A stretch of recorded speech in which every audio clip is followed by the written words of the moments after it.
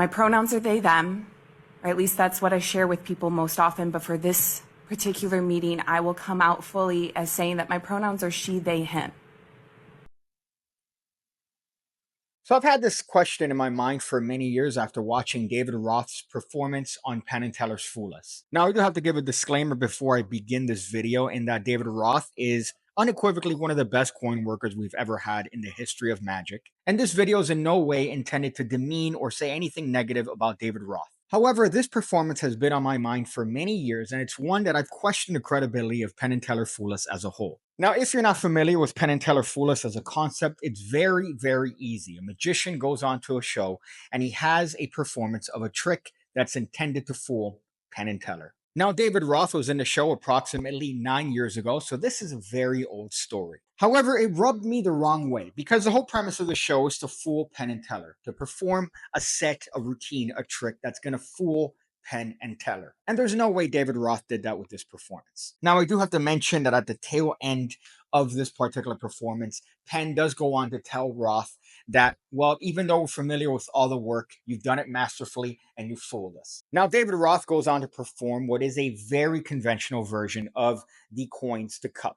Coins disappear from one hand and appear inside of a cup held by the other hand. Now, of course, I'm not saying anything against David Roth because he's pretty much the innovator of such routines like this. He's come up with so many methods and innovations for this field of work that it's really hard to give him any sort of criticism. But there's no way this could fool Penn and Teller. There's absolutely no way that this could fool Penn and Teller. The methods used are very easy to understand, as any magician that's done coin work for 5 seconds would know exactly how the coins are going from one hand to the cup.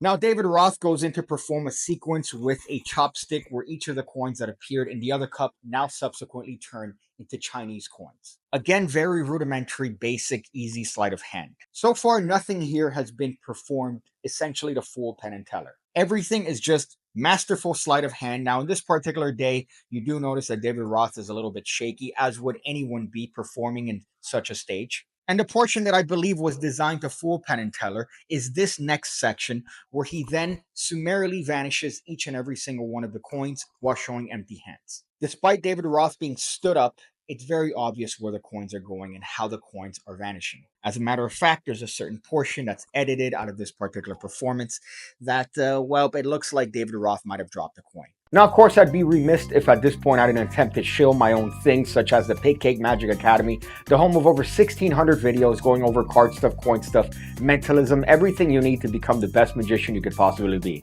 Now, if you don't like subscription models, I suggest to check out my brand new projects with Peter Turner. I have a couple fun ones, including one on the open prediction plot, as well as another one on the out of this world plot. They're available linked down below for your viewing pleasure. If you watch the performance, which I suggest you do, there's little bits and bobs that you could tell were cut off for whatever reason. However, at the very end of the entire performance, Penn goes off to tell Roth how much he means to the magic world and that he fooled them. But he fucking didn't. He didn't fool them. Now, there is a part of me that thinks that somehow, because David Roth is a legend in our field, that Penn and Teller just wanted to commemorate him and give him a Fool Us trophy just because of what he's done for our industry. Now, I'm not saying his performance was bad, despite his shakes, despite the dropping of the coin. The way he handled it was still very masterful, but still, the whole concept of the show was undermined for me from this very episode. Now, I'm going to try my best to put performances of David Roth throughout this entire video, just because I want to show you guys exactly what I'm talking about as I'm talking about it. However, you know that these companies tend to be a little bit molesty when it comes to the use of their videos. So hopefully I've done my best to mask whatever system they have in place in order to block the potential copyright strike on my account. Now, I've tried my very best in this video not to be offensive, but to be a little bit analytical of this particular performance, just because it's rubbed me the wrong way for so many years, especially being such a massive Penn and Teller fan, especially being such a massive David Roth fan. And I know that I think that I've reached peak virginity when it comes to analyzing a 9-year-old performance on a television program. But I feel like this is a good outlet to put it out, because some people might agree, some people might disagree. Leave whatever you think in the comments section below, and maybe we could have a little bit of a back and forth. Now, the good thing about Penn and Teller Fool Us is that they go to absolutely great lengths in order to not know anything about the performance they're about to watch. From my understanding, they don't even know who's coming up until the name is on the screen. Now, I think that's a great way to format the show, because they're there watching it live, And if they happen to miss something, it's because of the misdirection of the routine. But again, this particular set has rubbed me the wrong way for many years because,